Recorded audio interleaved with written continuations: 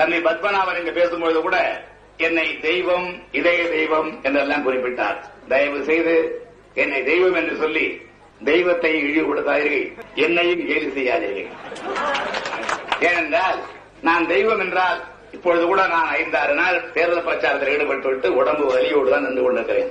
தெய்வத்திற்கு உடம்பு வலி வருமா? தெய்வத்திற்கு தலைவலி, கால்வலி, கண்வலி இதெல்லாம் வருமா? தெய்வத்திற்கு ஹார்ட் ட்ரபிள் வருமா? தெய்வத்திற்கு கிட்னி ட்ரபிள் வருமா? எனவே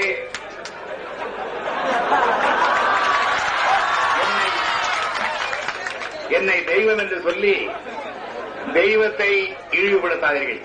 அதே போல என்னையும் கேலி பேசாதீர்கள். தெய்வம் பேசாது, நான் பேசுகிறேன். எனவே உங்களுடைய அன்பை, பாசத்தை வேறு விதத்திலே பொழிந்தால் போதுமானது.